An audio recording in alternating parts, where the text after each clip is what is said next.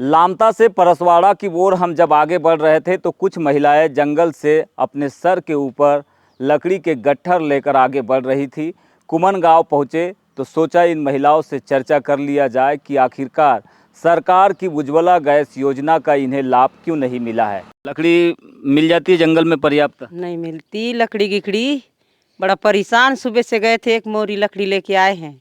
अच्छा, तो ये बताइए आप लोगों को गैस कनेक्शन क्यों नहीं मिला है अभी तक? अब फार्म तो भरे, अब हमारा फार्म को फेंक दिएगा, कैसा करे? 2-3 बार तो भरे, फार्म दिए च नहीं। क्या परेशानी जाती है लकड़ी से खाना बनाने में?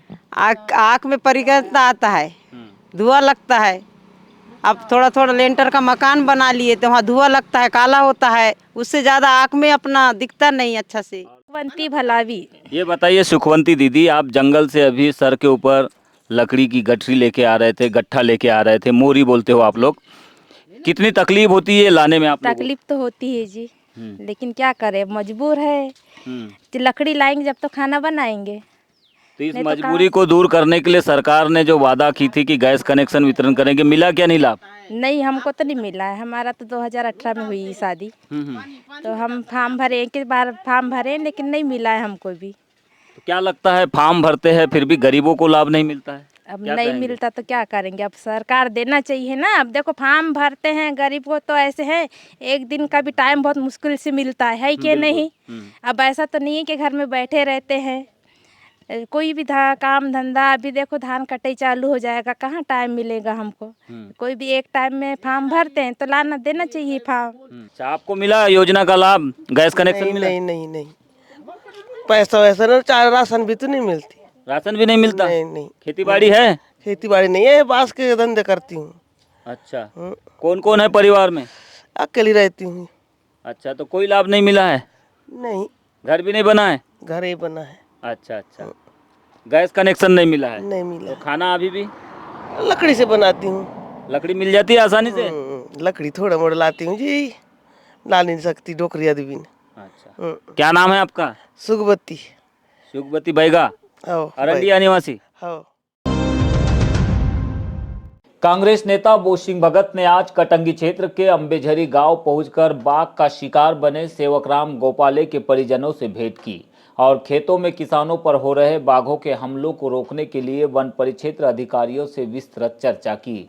इस दौरान पीड़ित परिवार के लोगों ने 4 सितंबर को हुई घटना और उससे उपजे आक्रोश के बारे में बोसिंह भगत को जानकारी दी। बताया गया कि अभी तक पीड़ित परिवार को शासन की ओर से मिलने वाला मुआवजा नहीं मिला है। कैंप लगाकर फॉरेस्ट के कर्मचारी बाघों के मूवमेंट को खेतों की ओर रोकने का प्रयास कर रहे हैं, लेकिन अभी तक बाघ को पकड़ने में सफलता नहीं मिली है।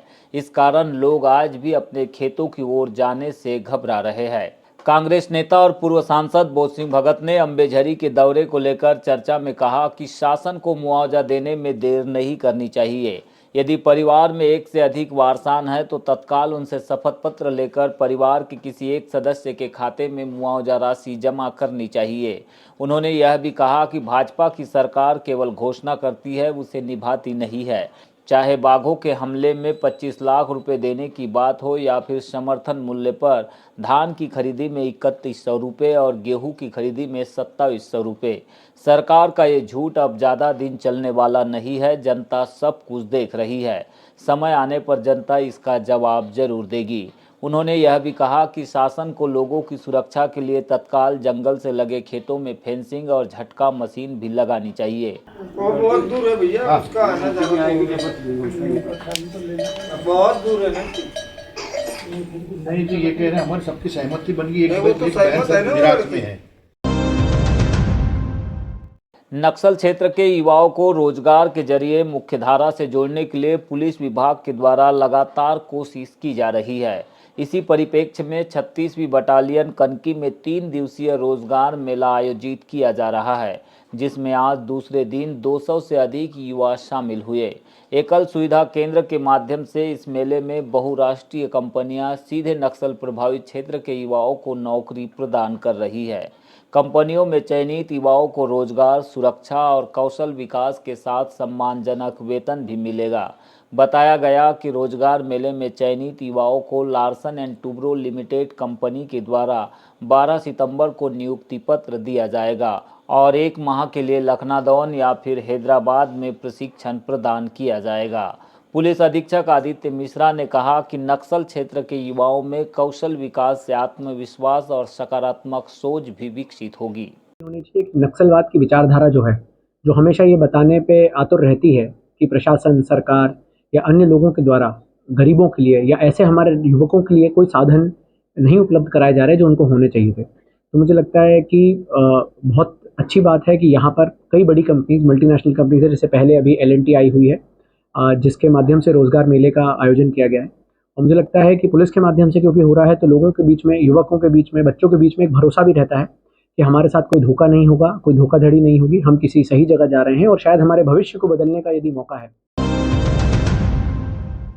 पठार संघर्ष समिति और ग्राम पंचायत आंजनबिहरी की ओर से एक और नवाचार करते हुए सार्वजनिक वाचनालय का शुभारंभ किया गया और पीड़ित मानवता की सेवा के लिए 88 यूनिट रक्तदान भी किया गया।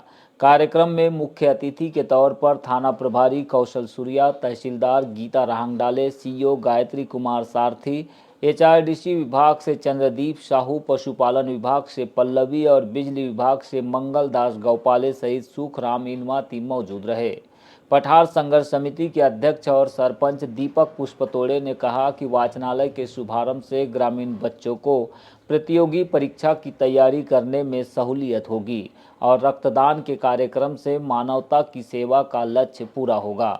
हमारा गांव हमेशा से नवाचार के क्षेत्र में आगे रहा है और इसी परिप्रेक्ष्य में आज ग्राम पंचायत की ओर से हमारी समिति ने अपने संकल्प को पूरा करने का एक छोटा सा प्रयास किया है, जिसमें सभी गणमान्य नागरिक और क्षेत्र के प्रमुख अधिकारी और कर्मचारी मौजूद रहे। 88 लोगों ने मिलकर सामूहिक रूप से रक्तदान किया, जो हमारे क्षेत्र के लिए बहुत गौरवास्पद बात है। और वैसे ही हमारे ग्राम पंचायत आंजनबिहरी की तरफ से आज ग्राम पंचायत प्रांगण में सार्वजनिक वाचनालय का शुभारंभ किया गया, जिसमें आज हमारे जो होनहार जो नौजवान बच्चे हैं उनको पढ़ने लिखने के लिए और आगे बढ़ने के लिए एक बहुत अच्छा एक मंच मिला है। तो आज कार्यक्रम में हमारे जो तहसीलदार महोदया, हमारे आदरणीय जनपद सीओ सारथी सर और अन्य जो अधिकारी मौजूद थे, इनके द्वारा आज हमारे सार्वजनिक वाचनालय का शुभारंभ किया गया।